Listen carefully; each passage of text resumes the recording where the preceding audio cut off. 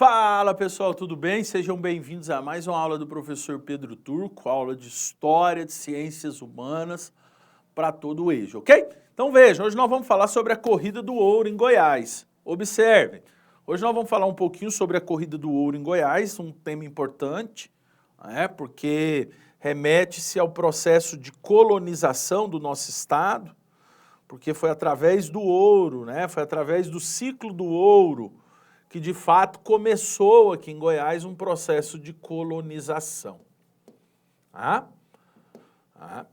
Então o interesse dos portugueses pelas terras goianas, se podemos dizer assim, começou com a descoberta de ouro nessa região, a região hoje que é o estado de Goiás, em especial em algumas cidades, que eu considero as cidades coloniais aqui do nosso estado, que é a cidade de Goiás, a primeira capital do nosso estado, Estamos falando aí de uma cidade importante.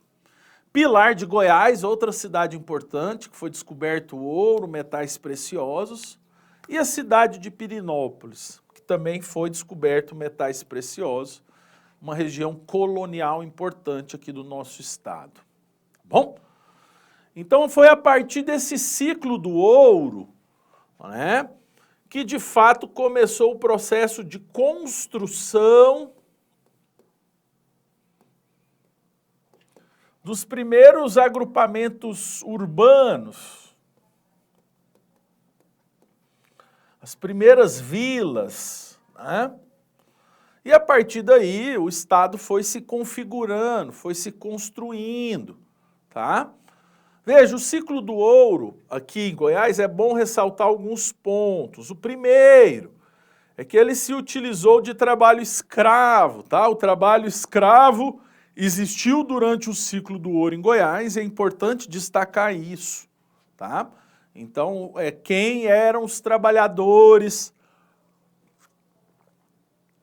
que retiravam ouro e faziam o serviço pesado nas minas? Eram os escravos.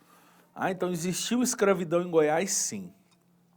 Outra questão, o ouro descoberto foi na região do Rio Vermelho, As primeiras pedras, pepitas de ouro descoberto em Goiás foi na região do Rio Vermelho.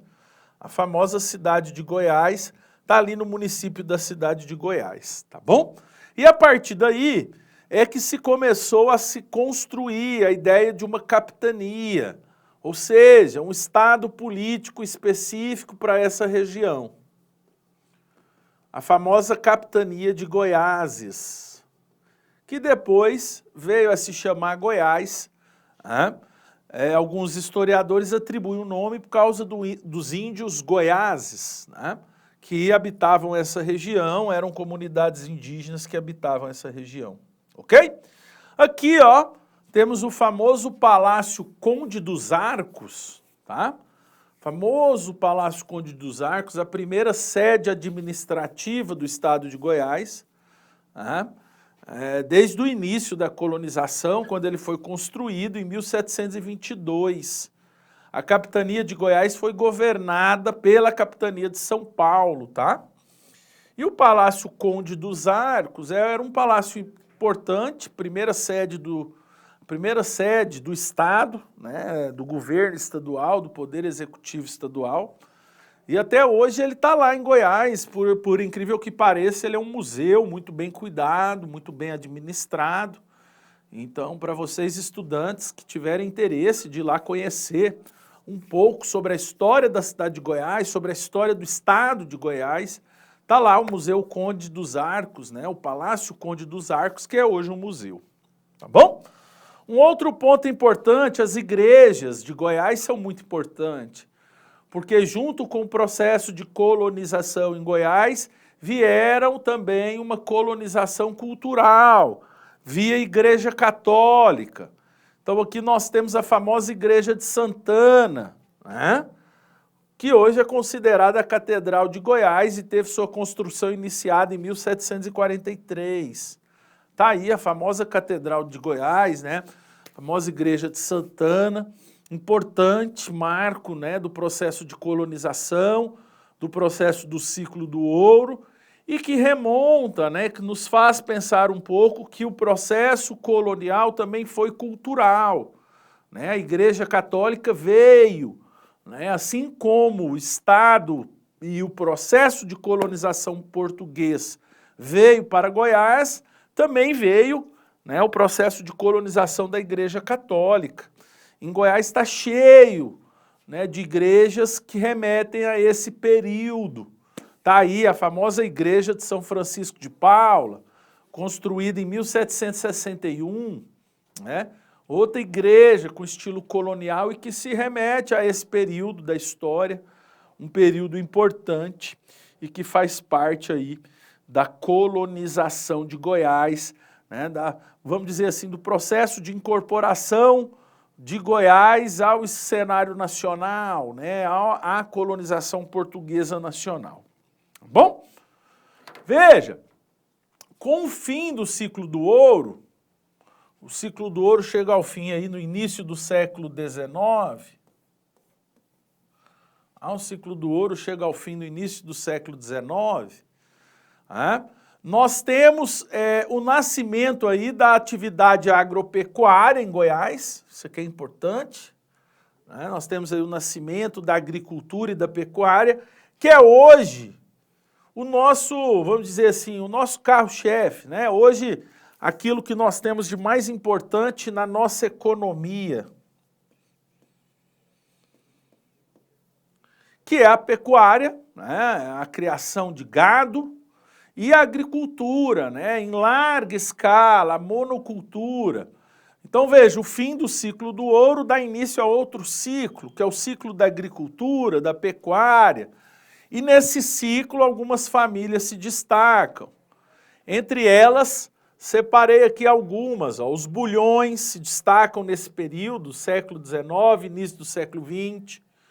Os Fleury, também os Fleury curado, que se destacam nessa atividade do início do século XX, final do século XIX, início do século XX. E os Caiado, né, o Jardim Caiado, que também se destacam nessa atividade agrícola e da agropecuária no final do século XIX, início do século XX. Então nós estamos falando de famílias tradicionais, famílias que fizeram parte, fazem parte da história em Goiás e que inauguraram um novo ciclo econômico para o Estado, que é o ciclo das oligarquias, que é o ciclo da agricultura, que é o ciclo da pecuária, ok? Então aqui já nós estamos falando da Primeira República, né? Saímos do ciclo do ouro e caímos na Primeira República. Tá bom? Então, em Goiás, em especial, a Primeira República teve coordenada, comandada por essas famílias, que eram chamados de oligarquias, tá? Os Bulhões, os Fleury, os Caiado, entre outras. Tá? Então, eles ajudaram a organizar o Estado republicano em Goiás, principalmente na Primeira República. Tiveram um papel relevante na Primeira República e desenvolveram a cultura da agricultura, tá? Isso aqui é importante, da agropecuária. Ok? Da agropecuária. Então veja, ó, a partir de 1891 o Estado começou a vivenciar certo desenvolvimento com a instalação de telégrafo em Goiás para a transmissão de notícias. Então aqui começa um novo processo de integração do Estado para o cenário nacional, né? Posteriormente, inclusive com a chegada da estrada de ferro em território goiano, que aprofunda ainda mais essa integração, né? A estrada de ferro trouxe uma facilidade maior de escoamento dos nossos produtos. Tá bom? Então veja, ó, veja, o ciclo do ouro, isso aqui é importante, né? Vamos reconstruir essa linha histórica da aula de hoje. O ciclo do ouro começa aí, esse primeiro momento de integração de Goiás ao cenário nacional. A descoberta do ouro trouxe a colonização portuguesa para cá. Só que o ciclo do ouro chega ao fim, né? O ciclo do ouro teve fim no final do século XVIII, início do século XIX, chega ao fim o ciclo do ouro. E começa aqui uma nova cultura econômica, que é a cultura da agropecuária, tá? Então, no final do século XIX, início do século XX, começa a cultura da agropecuária, que é uma cultura que prevalece até hoje aqui no estado de Goiás. Né? E quem coordenou vamos dizer assim, esse início, essa origem da agricultura da agropecuária foi grandes famílias durante a Primeira República. Famílias que também eram chamadas de oligarquias. Foram essas oligarquias, né, essas famílias que comandavam o poder político e o poder econômico do Estado. Nós estamos falando de famílias como os Bulhões, como os Caiado, como os Fleury Curado, como os Fleury, tá? Famílias que tiveram a importância durante a Primeira República e, logicamente, com a vinda da estrada de ferro, né, com a vinda do telégrafo, a integração de Goiás com o resto do Brasil ficou mais fácil e o escoamento da nossa produção, né, ficou ainda mais fácil, lógico, né? Então vejam, isso aqui é importante, tá? Observem, isso aqui é importante, tá? Esse processo aí de construção da estrada de ferro. Inclusive tem muito estudo sobre a estrada de ferro em Goiás. Bom, só recapitulando aqui, Pirenópolis, né, a famosa igreja aí de Nossa Senhora do Rosário, padroeira dos pirinopolinos, reconta um pouco a história do nosso estado e remete ao ciclo do ouro. Aqui nós temos a igreja Nossa Senhora do Carmo, também na cidade de Pirenópolis, reconta aí o período do ciclo do ouro, importante para vocês terem acesso e noção sobre a nossa história, tá bom? Então veja, eram todas de estilo barroco, tá? O estilo arquitetônico dessa época é estilo barroco, ou também chamado de estilo colonial, tá? Período colonial. Igrejas de arquitetura colonial, né? E que eram desenvolvidas no seu interior a famosa arte sacra, que era a arte ligada à igreja. Ok? Né? Temos aqui o famoso Palácio Conde dos Arcos, né? Conforme vimos, sede administrativa do Estado, a primeira sede administrativa do Estado.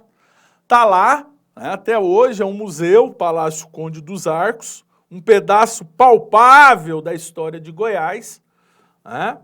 Então foi durante muito tempo, aí, até o rei Dom João foi conhecer o famoso Palácio Conde dos Arcos. E eu quero fechar nossa aula de hoje com a famosa casa da escritora e poetisa goiana Cora Coralina, a fechar nossa aula com a casa de Cora Coralina, a linda casa de Cora Coralina, né?